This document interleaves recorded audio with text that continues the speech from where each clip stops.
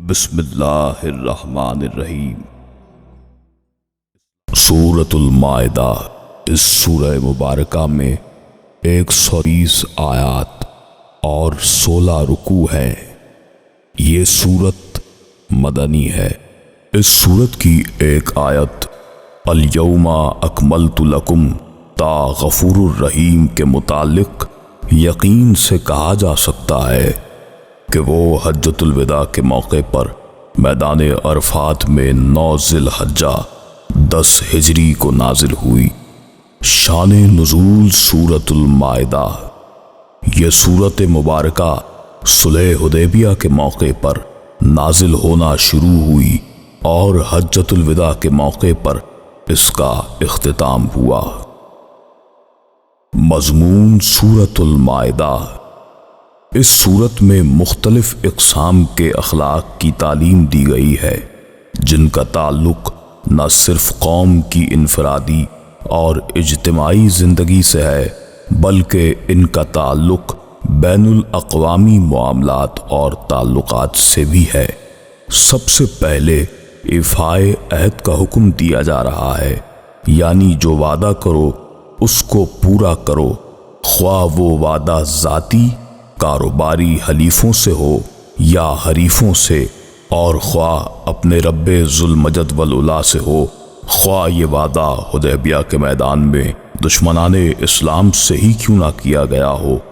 اقتدار کے حصول کے وقت مسلمانوں کو صاف صاف اور کئی بار حکم دیا گیا کہ جب قضا کے عہدے پر فائز ہو تو عدل و انصاف کو قائم رکھو، چاہے فریق تمہارا ذاتی دشمن ہو یا دینی دشمن، عدل کا دامن چھوٹنے نہ پائے۔ اس کے علاوہ حسد سے بچنے کی تاکید کی گئی ہے۔ حکم دیا گیا کہ اقوام عالم سے تمہارے تعلق کی بنیاد نیکی اور بھلائی کے کاموں کی وجہ سے ہو، جن میں تم ان کی مدد کرو، اور ظلم اور گناہ کے کسی کام میں ان کی مدد نہ کرنا۔ تمام آسمانی کتابوں کے متعلق ذکر کیا گیا ہے کہ یہ سب نور ہدایت ہیں، اور ہر ایک کتاب میں اپنے زمانے کے مطابق شریعت کا مکمل ترین نظام موجود ہے، اور اخلاقیات و معاملات کا واضح ضابطہ موجود ہے۔ قرآن پاک ان سب میں جامع اور تمام بلند اخلاقی قدروں کا نقیب، محافظ اور نگہبان ہے۔ حاملان قرآن کو تنبیہ کر دی گئی کہ ہدایت کا نور جو پہلے یہود و نصارہ کے پاس آیا تو انہوں نے اس سے فائدہ نہیں اٹھایا، اب وہی ہدایت و نور اپنی پوری آب و تاب کے ساتھ تمہارے مطلع حیات پر نمودار ہو رہا ہے۔ اب تم اس سے استفادہ کرو۔ اللہ تعالیٰ کے نازل کردہ احکام کی پوری تعمیل کرنا اور اللہ رب العزت کے حکم کے مطابق فیصلے کرنا، اور اپنی خواہش نفس کے مطابق فیصلے نہ کرنا اور منکر حق نہ ہونا۔ نیز فرمایا کہ یہود و نصارہ خود تو بھٹکے ہوئے ہیں، وہ تمہیں بھی زیادہ حق سے بھٹکانے کی کوشش کریں گے، تم ان کے دام فریب میں نہیں آنا۔ حج کے آداب، شاعر اللہ کی تعظیم، شراب و جوا کی قطعی ممانعت، وضو و تیمم کے احکام، حلال و حرام اشیاء کا ذکر، پرامن راستوں پر ڈاکہ زنی کرنے والوں اور چوری کرنے والوں کے لیے عبرتناک سزائیں وغیرہ۔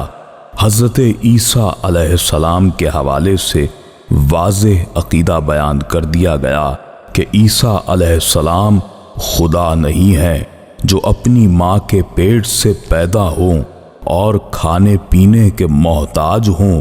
وہ مقبول و محبوب بندہ تو ہو سکتا ہے، خدا نہیں ہو سکتا۔ خود حضرت عیسیٰ علیہ السلام کی زبان سے عقیدہ توحید کو بالکل خالص بیان کیا گیا ہے۔ دین کی تکمیل کا اعلان اور نعمتوں کے مکمل ہونے کی خوشخبری بھی سورۃ المائدہ کے مضامین ہیں۔ مختصر خلاصہ سورۃ المائدہ۔ اللہ رب العزت نے اہل ایمان کو اپنے وعدے پورے کرنے کی تاکید فرمائی، اور عام حالتوں میں جو جانور حلال ہیں، حالت احرام میں ان کے شکار کی ممانعت ہے۔ اللہ جو چاہے حکم کر سکتا ہے۔ اے ایمان والو، اللہ کے شعائر کی بے حرمتی نہ کیا کرو، اور نہ ادب والے مہینوں کی، نہ حرم میں قربان ہونے والے یعنی قربانی کے جانور جن کے گلوں میں پٹے پڑے ہوں، اور نہ ان لوگوں کی جو بیت اللہ کے ارادے سے اپنے رب کی رضا جوئی کے ارادے سے جا رہے ہوں۔ ہاں، جب احرام اتار دو تو شکار کر سکتے ہو، مگر یہاں پر بھی حد سے بڑھنے سے روکا گیا ہے۔ نیکی اور پرہیزگاری میں ایک دوسرے کی مدد کرو، مگر ظلم و زیادتی میں ہرگز تعاون مت کرو۔ اللہ سے ڈرتے رہو، بے شک اللہ سخت عذاب دینے والا ہے۔ آگے کی آیات میں حلال و حرام جانوروں اور ان کے ذبح کے شرعی مسائل بیان کیے گئے۔ اگلی آیات میں حلال عورتیں، نکاح و حق مہر، بدکاری سے پرہیز، اعمال ضائع ہونے اور رسوائی کا ذکر۔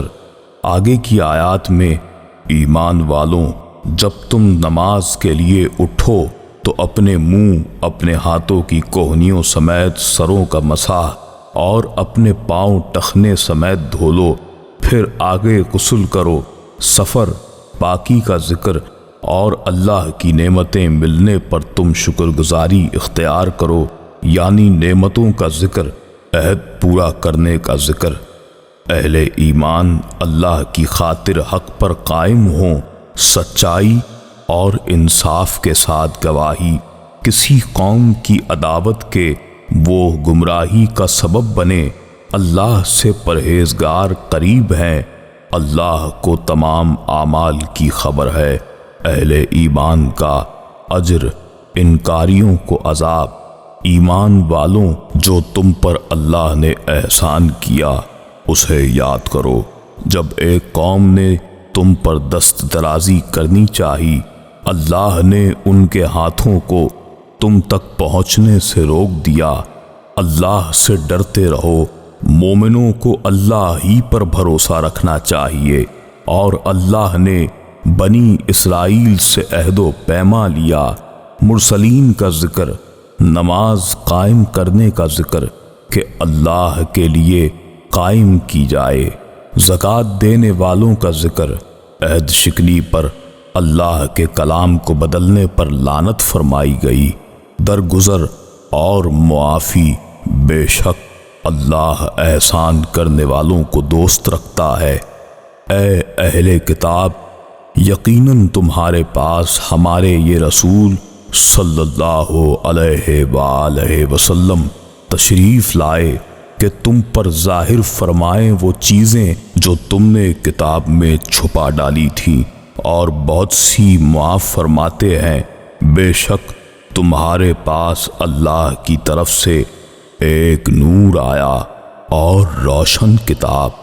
اللہ اس سے ہدایت دیتا ہے اسے جو اللہ کی مرضی سے چلے سلامتی کے ساتھ، اور اللہ انہیں اندھیروں سے روشنی کی طرف لے جاتا ہے اپنے حکم سے، اور انہیں سیدھی راہ دکھاتا ہے۔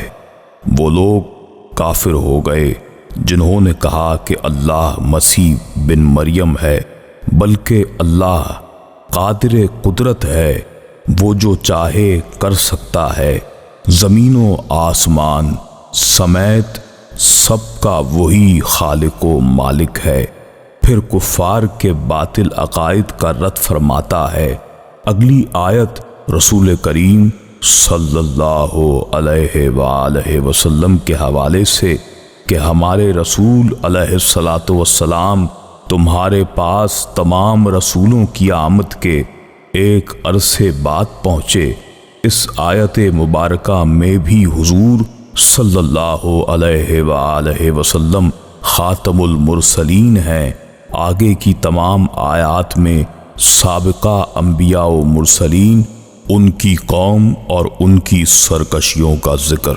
اے ایمان والو، اللہ سے ڈرو اور اللہ کی طرف وسیلہ یعنی ذریعہ ڈھونڈو اور اس کی راہ میں جہاد کرو، اس امید سے کہ تم فلاح پاؤ۔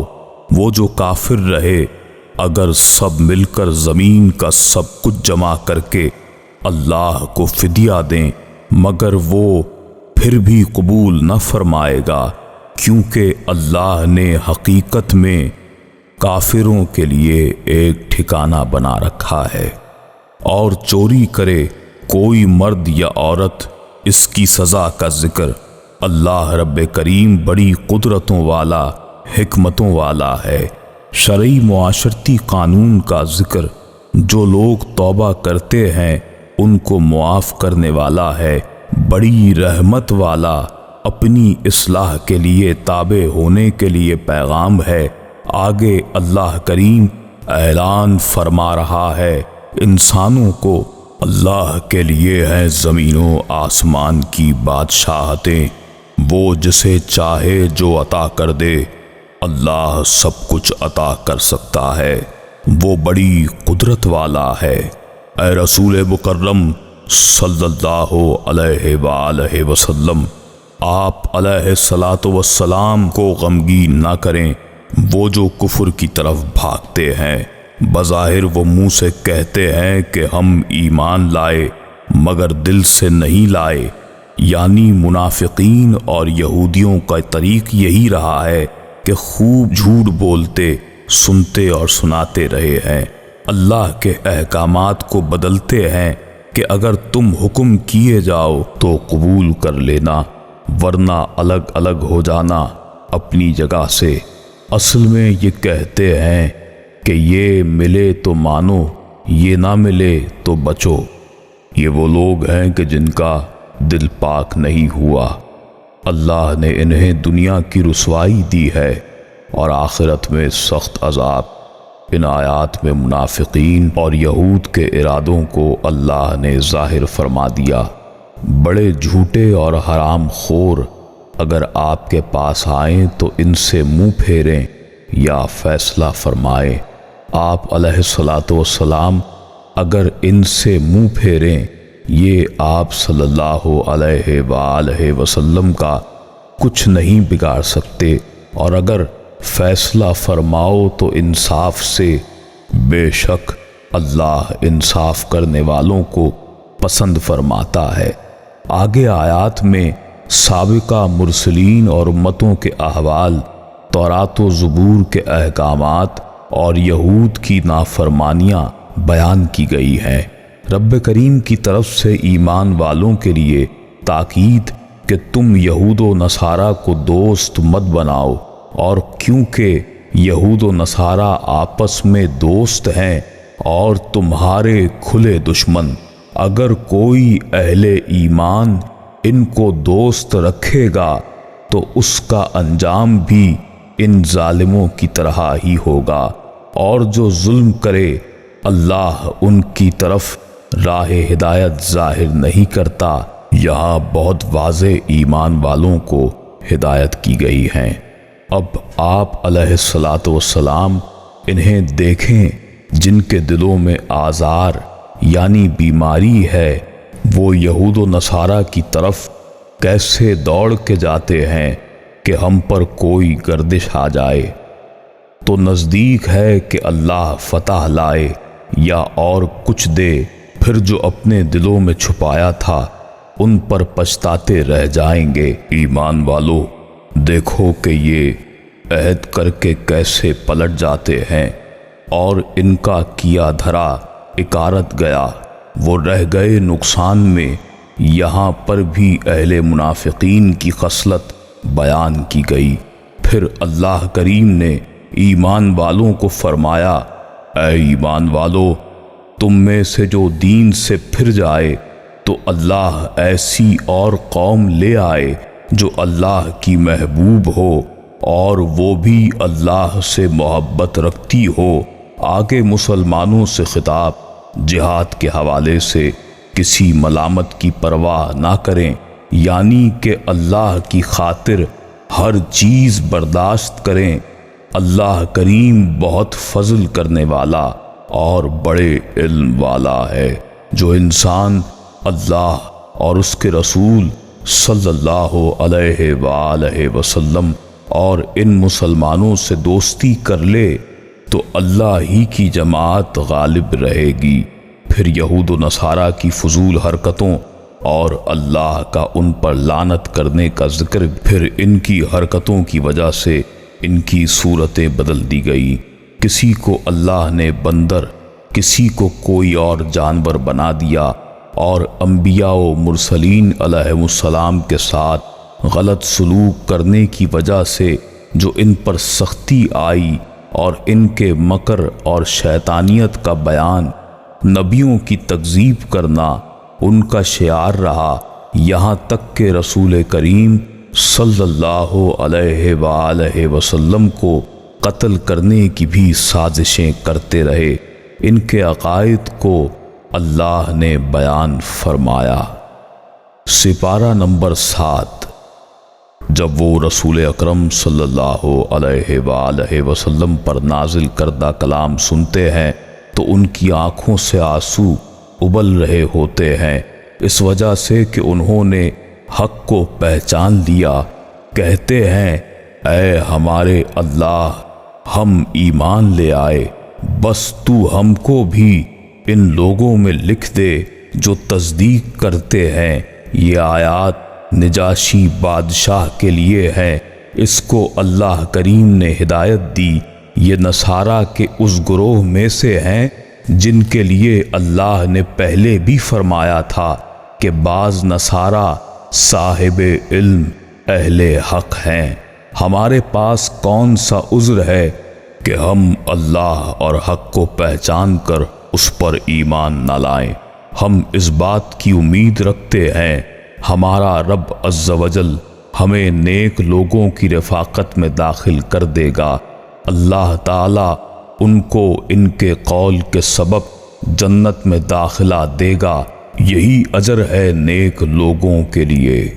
اور جو کفر کرے، اللہ کی آیات کو جھٹلائے، وہ ہمیشہ جہنم میں رہیں گے۔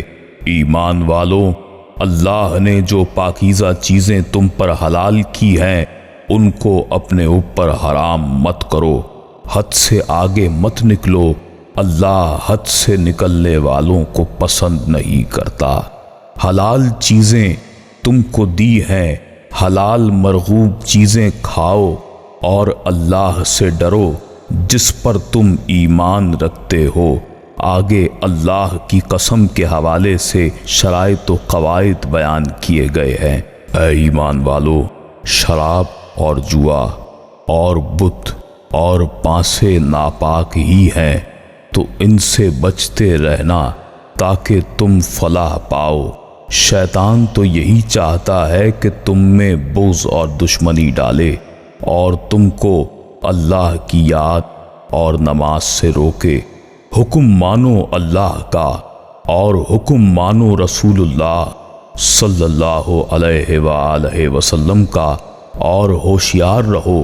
پھر اگر تم واپس جاؤ یعنی شراب اور جوئے کی لت کی طرف، تو جان لو ہمارے رسول علیہ الصلاۃ والسلام کا کام صرف واضح حکم پہنچا دینا ہے۔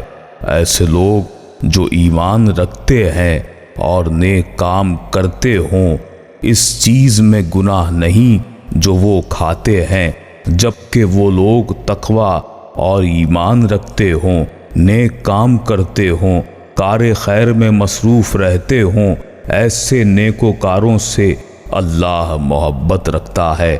آگے اللہ کریم شکار کے بارے میں جو قواعد و ضوابط ہیں ان سے آگاہی فرما رہا ہے۔ اگلی آیات میں حرمت کعبہ و حرمت ماہ، اللہ نے کعبے کو جو ادب کا مکان ہے، لوگوں کے رہنے اور قیام کا حکم دیا، اور عزت والے مہینوں کو بھی اور قربانی کے جانوروں کو بھی، یا جو اس نیت سے رکھے گئے ہوں، تم اس بات کا یقین کر لو، بے شک اللہ تمام آسمانوں زمینوں کی اندر کی چیزوں کا علم رکھتا ہے، ان کی سب چیزوں کو خوب جانتا ہے۔ جان لو اللہ کا عذاب سخت ہے اور اللہ بخشنے والا وہ بڑا مہربان ہے۔ رسول اللہ صلی اللہ علیہ وآلہ وسلم کے ذمے تو اللہ کا حکم پہنچانا ہے، اور گندا اور ستھرا دونوں ایک جیسے نہیں ہو سکتے، اور گندگی کی کثرت اچھی لگے تو اللہ سے ڈرو اور عقل لو تاکہ تم فلاح پاؤ۔ اے ایمان والو، ایسی باتیں مت پوچھو اگر تم پر ظاہر کی جائیں تو تم کو بری لگیں۔ جب نزول قرآن ہو رہا ہو ان باتوں کو پوچھو گے تو تم پر ظاہر کر دی جائیں۔ گزشتہ سوالات اللہ نے معاف کر دیے۔ اللہ بڑی مغفرت فرمانے والا ہے۔ یہ آیات رسول اللہ صلی اللہ علیہ وآلہ وسلم سے فضول سوالات روکنے کے لیے تھی، جیسا کہ پچھلی امتوں میں انبیاء و مرسلین علیہم السلام سے کیے جاتے تھے۔ جب انہیں دعوت حق دی جاتی ہے تو کہتے ہیں کہ ہم اپنے باپ دادا کے دین پر، جبکہ وہ گمراہی پر ہی ہوں۔ ایمان والوں، اپنی فکر کرو، جب تم ہدایت پر قائم ہو تو پھر کسی کی گمراہیت سے تمہیں کوئی خوف نہیں۔ اللہ کے پاس سب کو جانا ہے، وہ اللہ سب کو بتا دے گا جو کچھ تم کرتے ہو۔ آگے کی آیات میں وصیت کے لیے 2 گواہ اور طریقہ وصیت، آگے عیسیٰ علیہ السلام کے احوال۔ جب اللہ نے فرمایا اے عیسیٰ علیہ السلام ابن مریم، میرا انعام یاد کرو جو تم اور تمہاری والدہ پر ہوا جب میں نے تمہیں روح القدس سے تائید عطا کی، بچپن میں لوگوں سے کلام کرنے کی قوت دی، اور بڑی عمر میں جب اللہ نے کتاب دی اور حکمتیں عطا کی اور توریت و انجیل کی تعلیم دی، جب تم مختلف پرندے بناتے، پھونک مارتے جس سے پرندے اڑ جاتے، جب تم کسی مادر ذات اندھے کو ہاتھ لگاتے تو اس کی بینائی آ جاتی، کوڑی کو ہاتھ لگاتے تو وہ مرض دور ہو جاتا، تم مردوں کو زندہ کر لیتے میرے حکم سے، اور جب میں نے بنی اسرائیل کو باز رکھا جب تم ان کے پاس دلیلیں لے کر آئے تھے، پھر جو ان میں کافر تھے انہوں نے کہا بجز کھلے جادو کے یہ اور کچھ نہیں، اور جب ہم نے حواریوں کو حکم دیا تو مجھ پر اور میرے رسول پر ایمان لاؤ، انہوں نے کہا ہم ایمان لائے، اور آپ علیہ السلام شاہد رہیے کہ ہم فرما بردار ہیں۔ آگے حواریوں کا آسمان سے کھانوں کا مطالبہ، پھر عیسیٰ علیہ السلام کا دعا مانگنا، پھر رب کریم کا فرمانا کہ یہ نعمت تو دے دوں گا مگر جو شخص حق شناسی سے انکار کرے گا اس کو سخت عذاب دوں گا۔ پھر آگے اللہ پاک نے نصارہ پر حجت تمام کرنے کے لیے کہا کیا عیسیٰ علیہ السلام تم نے ان سے یہ کہا کہ میں اور میری والدہ کو بھی اللہ کے ساتھ معبود شریک کرو؟ جس پر عیسیٰ علیہ السلام نے فوراً برات کا اظہار کیا اور اللہ کی بڑائی بیان کی۔ گزشتہ کلام کا خلاصہ یہ ہے کہ اللہ سے یہ بات مکمل، واضح اور قطعی ثابت ہے کہ اللہ نے توحید کو رسالت کے ساتھ مشروط رکھا ہے، اور جو لوگ سچے ہیں ان کے لیے رب کریم کا پیغام، جو لوگ حق کو مانتے ہیں وہی لوگ جنتوں میں ہمیشہ رہیں گے، اور زمینوں اور آسمانوں پر اللہ کی سلطنت ہے، اور جو ان کے اندر موجود ہے وہ اللہ ہر شے پر پوری قدرت رکھتا ہے۔